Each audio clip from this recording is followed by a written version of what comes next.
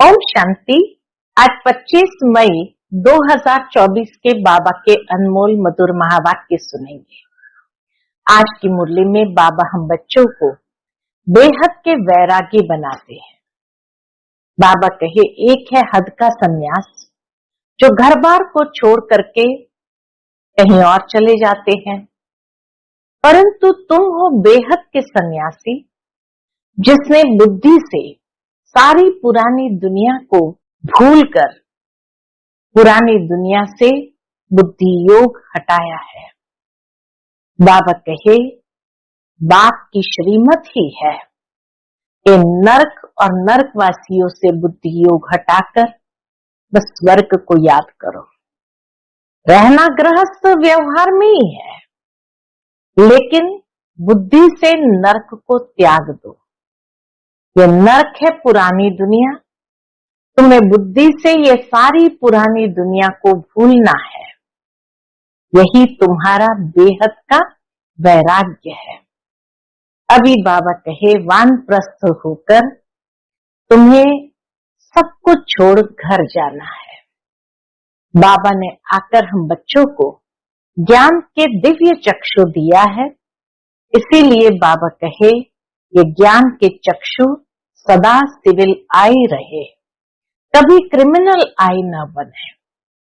तो सुनते हैं आज के बाबा के अनमोल मधुर महावाक्य। ओम शांति। मीठे बच्चे, बाप आए हैं तुम्हें सिविल चक्षु देने। तुम्हें ज्ञान का तीसरा नेत्र मिला है, इसलिए ये आंखें कभी भी क्रिमिनल नहीं होनी चाहिए। आज की मुरली से प्रश्न है, तुम बेहद के सन्यासियों को बाप ने कौन सी एक श्रीमत दी है? उत्तर है, बाप की श्रीमत है तुम्हें नरक और नरकवासियों से बुद्धि योग हटाकर स्वर्ग को याद करना है। गृहस्थ व्यवहार में रहते नरक को बुद्धि से त्याग दो। नरक है पुरानी दुनिया, तुम्हें बुद्धि से पुरानी दुनिया को भूलना है।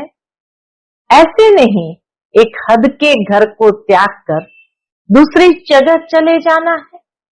बाबा का ऐसे नहीं हद के घर को त्याग कर दूसरी जगह चले जाना है।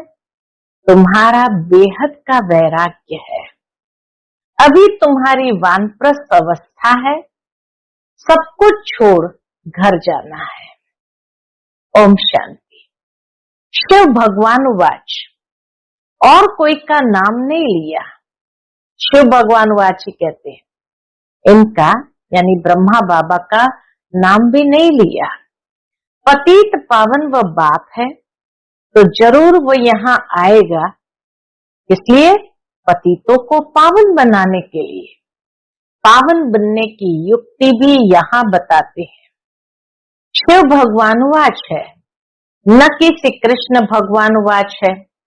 यह तो जरूर समझाना चाहिए, जबकि बैज लगा हुआ है। रचयिता और रचना के आदि मध्य अंत का सारा राज यहाँ इस बैज में दिखाया हुआ है। ये बैज कोई कम नहीं है। बाबा इसके महत्व को समझाते हुए कहते हैं, ये बैज कोई कम नहीं है, इशारे की बात है। तुम सब नंबरवार पुरुषार्थ अनुसार आस्तिक हो। नंबरवार जरूर कहेंगे। हाँ बाबा, नंबरवार जरूर कहेंगे। कोई है जो रचता और रचना का ज्ञान भी नहीं समझा सकते हैं, तो सतो प्रधान बुद्धि थोड़ी कहेंगे। अगर ज्ञान नहीं समझा सकते हैं तो बाबा कहे सतो प्रधान बुद्धि थोड़ी कहेंगे। सतो प्रधान बुद्धि, फिर रजो बुद्धि, तमो बुद्धि भी है।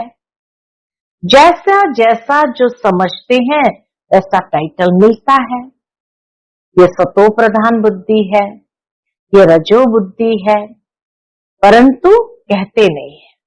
बाबा सभा में कहते नहीं, अंदर समझते हैं, कहाँ फंक न हो जाए, अर्थात एकदम होश ही उड़ न जाए। नंबरवार तो होते हैं। फर्स्ट क्लास की कीमत भी बहुत अच्छी होती है, अभी तुमको सच्चा सच्चा सतगुरु मिला है। अभी तुम बच्चे जानते हो, जबकि सतगुरु मिला है वह तुमको एकदम सच्चा सच्चा बना देते हैं। सच्चे हैं देवी देवताएं, जो फिर वाम मार्ग में झूठे बन जाते हैं। सतयुग में सिर्फ तुम देवी देवताएं रहते हो और कोई होते ही नहीं। कोई कोई तो ऐसे हैं जो कहते हैं कि ऐसे कैसे हो सकता है, ज्ञान नहीं है ना। अभी तुम बच्चे जानते हो कि हम नास्तिक से आस्तिक बने हैं। रचयिता और रचना के आदि मध्य अंत के ज्ञान को अभी तुमने एक्यूरेट जाना है। नाम रूप से न्यारी चीज फिर देखने में नहीं आती है। आकाश पोलार है तो भी फील किया जाता है ना कि आकाश है। यह भी ज्ञान है। सारा मदार बुद्धि पर है। रचता और रचना की नॉलेज एक बात देते हैं। यह भी लिखना है, यहाँ रचता और रचना के आदि मध्य अंत का ज्ञान मिल सकता है। ऐसे बहुत स्लोगन है। दिन प्रतिदिन नई नई पॉइंट्स, नए नए स्लोगन निकलते रहते हैं। आस्तिक बनने के लिए रचयिता और रचना का ज्ञान जरूर चाहिए, फिर नास्तिकपना छूट जाता है। तुम आस्तिक बन विश्व के मालिक बन जाते हो। यहाँ तुम आस्तिक हो, परंतु नंबरवार पुरुषार्थ अनुसार। सारा मदार तो पुरुषार्थ पर है, इसीलिए बाबा कहे नंबरवार पुरुषार्थ अनुसार तुम आस्तिक बने हो। जानना तो मनुष्य को है, जानवर तो नहीं जानेंगे। मनुष्य ही बहुत ऊंच है, मनुष्य ही बहुत नीच है। इस समय कोई भी मनुष्य मात्र रचता और रचना की नॉलेज को नहीं जानते हैं। बुद्धि पर एकदम कौन सा ताला लग गया है? बाबा के बुद्धि पर एकदम गोदरेज का ताला लगा हुआ है। तुम नंबरवार पुरुषार्थ अनुसार जानते हो कि हम बाप के पास विश्व का मालिक बनने के लिए आए हैं। तुम 100% प्योरिटी में रहते हो। प्योरिटी भी है, पीस भी है, प्रॉस्पेरिटी भी है। आशीर्वाद देते हैं ना, परंतु ये अक्षर भक्ति मार्ग के है। ये लक्ष्मी नारायण तो तुम पढ़ाई से बनते हो। लक्ष्मी नारायण का पद तो पढ़ाई से प्राप्त होता है। पढ़कर फिर सबको पढ़ाना भी है। स्कूल में कुमार कुमारियां जाते हैं पढ़ने के लिए, इकट्ठे होने से फिर बहुत खराब भी हो पड़ते हैं, क्योंकि क्रिमिनल आई है ना। क्रिमिनल आई होने कारण पर्दा लगाते हैं। वहां तो क्रिमिनल आई होती ही नहीं। पहले के जमाने में बहनों को पर्दे में रखा जाता था, तो क्यों?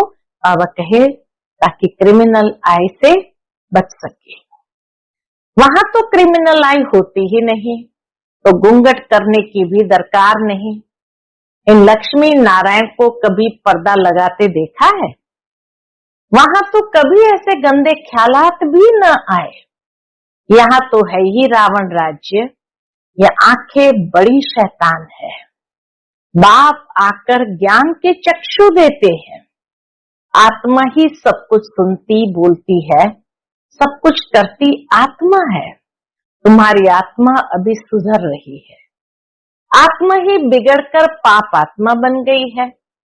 पाप आत्मा उनको कहा जाता है जिसकी क्रिमिनल दृष्टि होती है।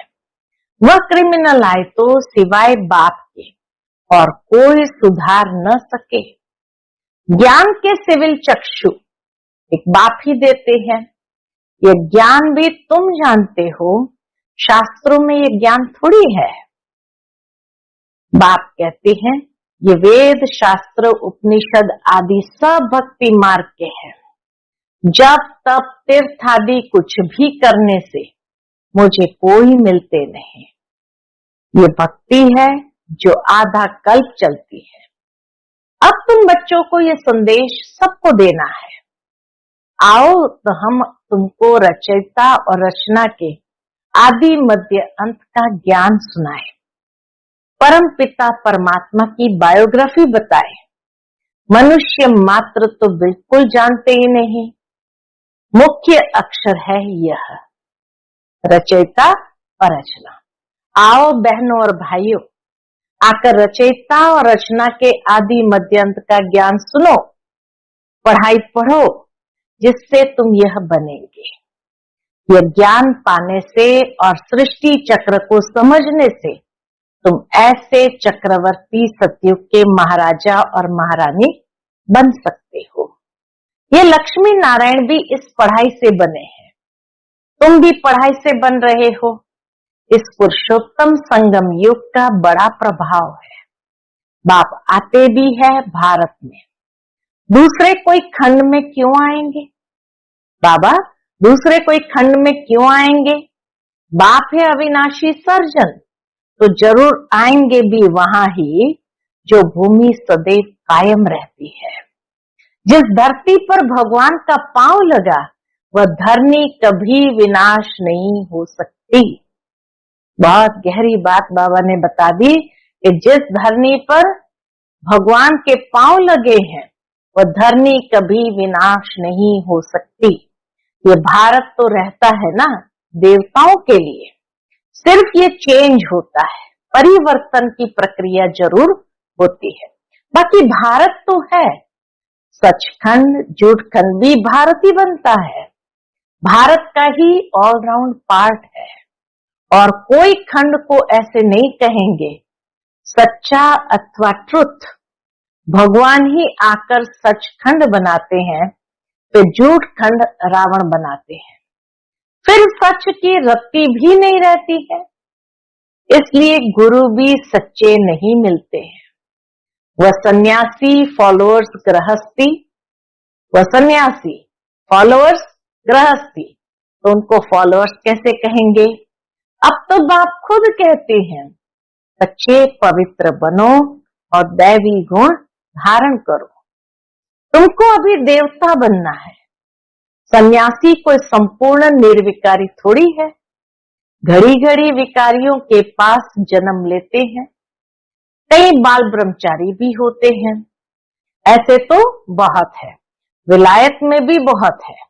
तो जब बूढ़े होते हैं तब शादी करते हैं संभाल के लिए, फिर उनके लिए धन छोड़कर भी जाते हैं, बाकी धन धर्माओं कर जाते हैं। यहाँ तो उन्हों का बच्चों में बहुत ममत्व रहता है। भारत का कल्चर ही ऐसा है, जहाँ फैमिली कल्चर है, उस कारण से माता पिता का बच्चों में बहुत ममत्व रहता है।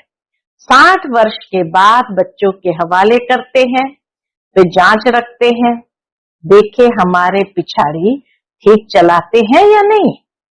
परंतु आजकल के बच्चे तो कहते हैं बाप वानप्रस्थ में गया तो अच्छा हुआ, चाबी तो मिल गई, जीते जी सारा खाना ही खराब कर देते हैं। फिर बाप को भी कहने लगते हैं कि यहाँ से निकल जाओ। तो बाप समझाते हैं प्रदर्शनी में तुम यह लिख दो कि बहनों भाइयों आकर के रचता और रचना के आदि मध्य अंत का ज्ञान सुनो। इस सृष्टि चक्र के ज्ञान को जानने से तुम चक्रवर्ती देवी देवता विश्व के महाराजा महारानी बन जाएंगे। इस सृष्टि चक्र के ज्ञान को जानने से तुम चक्रवर्ती देवी देवता विश्व के महाराजा महारानी बन जाएंगे। ये बाबा बच्चों को डायरेक्शन देते हैं। अब बाप कहते हैं यह है बहुत जन्मों के अंत का जन्म, मैं इनमें ही प्रवेश करता हूँ। ब्रह्मा के सामने है विष्णु, विष्णु को 4 भुजाएं क्यों देते हैं? 2 है मेल की, 2 है फीमेल की। यहाँ 4 भुजा वाला कोई मनुष्य थोड़ी होता है, ये समझाने लिए है। विष्णु अर्थात लक्ष्मी नारायण ब्रह्मा को भी दिखाते हैं, 2 भुजा ब्रह्मा की, 2 भुजा सरस्वती की। दोनों बेहद के सन्यासी हो गए।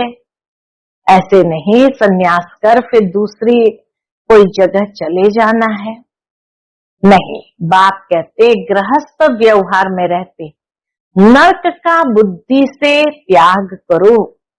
नर्क को भूल स्वर्ग को बुद्धि से याद करना है। नर्क और नर्कवासियों से बुद्धि योग हटाए स्वर्गवासी देवताओं से बुद्धि लगानी है। बुद्धि का योग लगाना है। जो पढ़ते हैं उनकी बुद्धि में तो रहता है ना कि हम पास करेंगे फिर यह बनेंगे। आगे गुरु करते थे, जब वानप्रस्थ अवस्था होती थी, बाप कहते मैं भी इनके वानप्रस्थ अवस्था में ही प्रवेश करता हूं, जो बहुत जन्म के अंत के जन्म में है।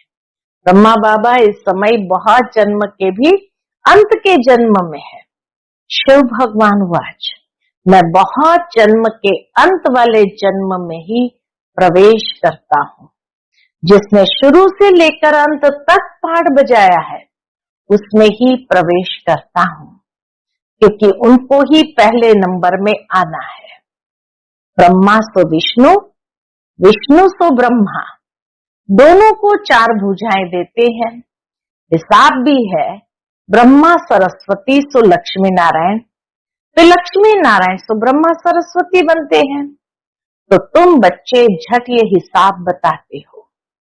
विष्णु अर्थात लक्ष्मी नारायण 84 जन्म लेते लेते फिर आकर साधारण ये ब्रह्मा सरस्वती बनते हैं। इनका नाम भी बाद में बाबा ने ब्रह्मा रखा है, नहीं तो ब्रह्मा का बाप कौन? जरूर कहेंगे शिव बाबा। अच्छा कैसे रचा? अडॉप्ट किया। बाबा कहते मैंने अडॉप्ट किया। बाप कहते मैं इनमें प्रवेश करता हूं, तो लिखना चाहिए शिव भगवान वाच मैं ब्रह्मा में प्रवेश करता हूं, जो अपने जन्मों को नहीं जानते हैं। शिव भगवान वाच क्या है? मैं ब्रह्मा में प्रवेश करता हूं, जो अपने जन्मों को नहीं जानते हैं। बहुत जन्म के अंत के भी अंत में मैं प्रवेश करता हूं। वह भी जब वानप्रस्थ अवस्था होती है तब आता हूं, तब बाबा भी संसार में अवतरित होते हैं। और जब दुनिया पुरानी पतित होती है तब मैं आता हूं। इतना सहज बताते हैं। आगे 60 वर्ष में गुरु करते थे, अभी तो जन्म से ही गुरु करा देते हैं। ये सीखे हैं इन क्रिश्चियनों से। क्रिश्चियन लोग जन्म से ही किसको बैप्टाइज कर देते हैं। बैप्टाइज करना माना चर्च में ले जाते हैं और उनका ये गुरु है, आज से इस तरह से उसको संकल्प देते हैं। अरे छोटेपन में गुरु कराने की क्या दरकार? समझते हैं छोटेपन में मरेंगे तो सदगति को पालेंगे। बाप समझाते हैं यहाँ तो कोई की सदगति हो न सके। अभी बाप तुमको कितना सहज समझाते हैं और ऊंच बनाते हैं। भक्ति में तो तुम सीढ़ी ही उतरते आए हो, नीचे ही गिरते गए हो। रावण राज्य है ना, विशेष दुनिया शुरू होती है। द्वापर युग रावण राज्य शुरू होते ही ये विशेष दुनिया शुरू होती है। गुरु तो सबने किया है, ये खुद भी कहते हैं। ब्रह्मा बाबा खुद भी कहते हैं हमने गुरु बहुत किए हैं। भगवान जो सबकी सदगति करते हैं उनको जानते ही नहीं। भक्ति की भी बहुत कड़ी जंजीरें बन पड़ी है। जंजीरें कोई मोटी होती है, कोई पतली होती है। जंजीरें भी कोई मोटी होती है, कोई पतली होती है। कोई भारी चीज उठाते हैं तो कितनी मोटी जंजीर से बांध कर उठाते हैं। इसमें भी ऐसे है, कोई तो झट आकर तुम्हारी सुनेंगे, अच्छी रीति पढ़ेंगे, कोई समझते ही नहीं।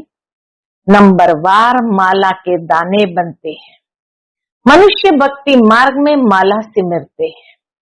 ज्ञान कुछ भी नहीं है। गुरु ने कहा माला फेरते रहो, बस राम राम की धुन लगा देते हैं, जैसे बाजा बजता है।